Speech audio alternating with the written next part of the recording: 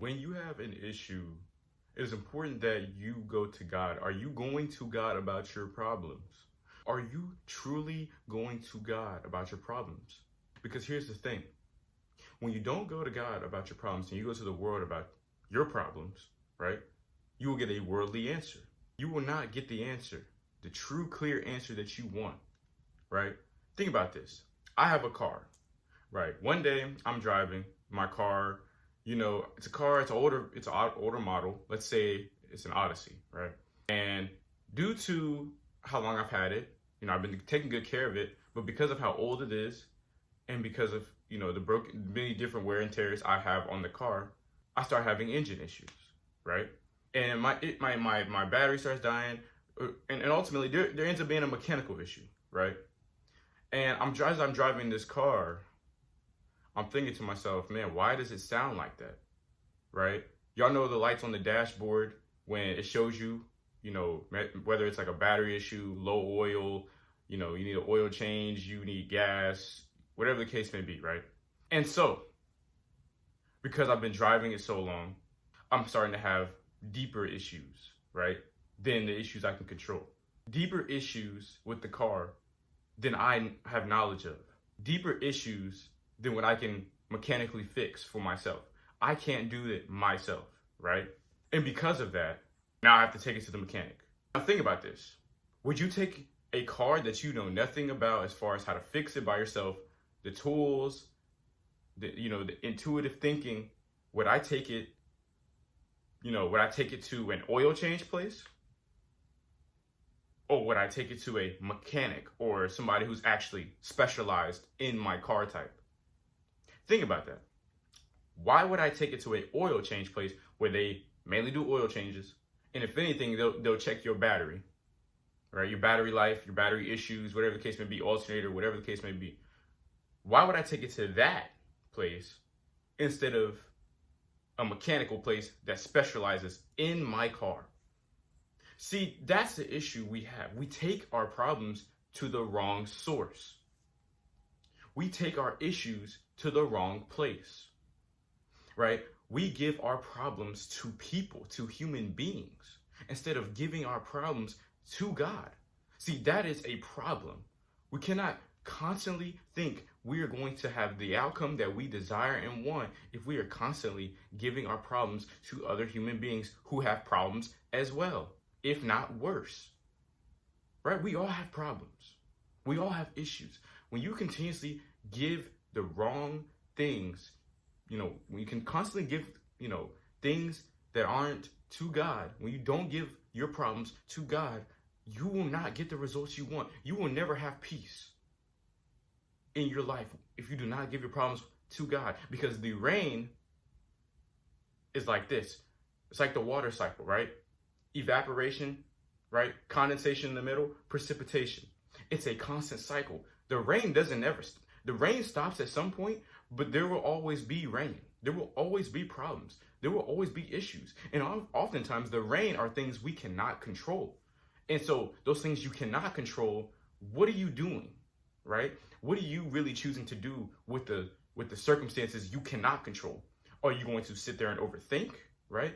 Are you going to sit there and not do anything about it, right? Are you going to sit there and wallow in your woes, right? Like, what are you going to do about it? And so here's what I'm trying to tell you. You have to give your problems to God. I'm going to read Psalm chapter 108, verse 11 through 13. And when I read these verses, think about the main message. Have you rejected us, O God? Will you no longer march with our enemies? For all human help is useless. With God's help, we will do mighty things, for he will trample down our foes. He will trample down our foes. Notice in the verse when it says, with God's help, we will do mighty things. For all human help is useless. So therefore, all human and man things cannot fix the deeper root of the issue, right? You've seen those man-made, there's a lot of man-made stuff in the world. The things that are man-made are only fixing the smaller issues, right? There is no 100% solution when it comes to man. Let me repeat that again. There is no 100% solution when it comes to man. Because man was made, though man was made in the image of God, it was made perfect until sin came in the world. Therefore, now it is not perfect. Therefore, we are not perfect. Therefore, we will make mistakes. Therefore, we will have problems. Therefore, there are things we will not be able to control because we are man. Right? Jesus, think about Jesus, right? Never sinned, was perfect.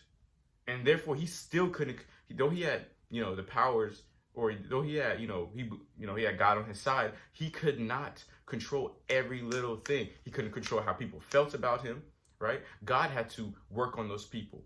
He couldn't control, how people perceived him. He couldn't control, the death that was brought to him, right? Because guess what? God loved us so much that now we don't even have to think or worry about things like that. He takes care of the problems for us.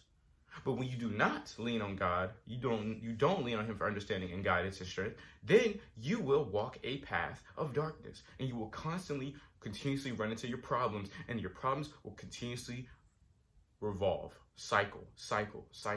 And sometimes they don't even cycle. Sometimes they just stay. But see, that's the thing. You can only do so much. You can only do so much. I don't know what you expect yourself to be able to control every little thing in your life. Right? That's just how life is, right? God's help is vital to our success, right? Situations where oftentimes the odds are stacked against us, right? We've been there.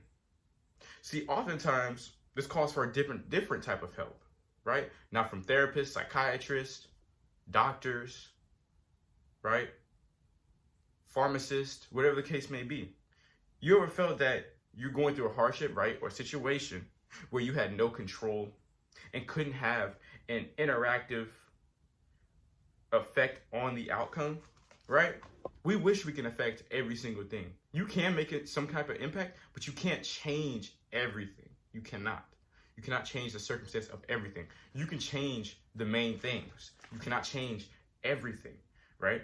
That's especially where God comes in, right? That's where God takes the wheel. Now God can intercede, right? Now he can work on your situation, right? Because from that situation, you may be able to bear fruit, right?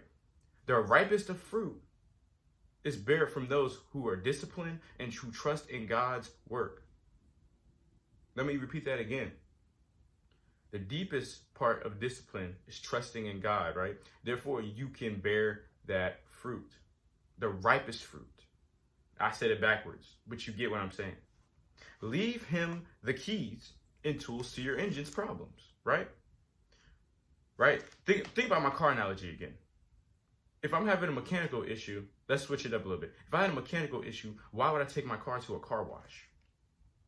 Make it make sense. Why would I take my car to a car wash? It's just cleaning the outer of my car.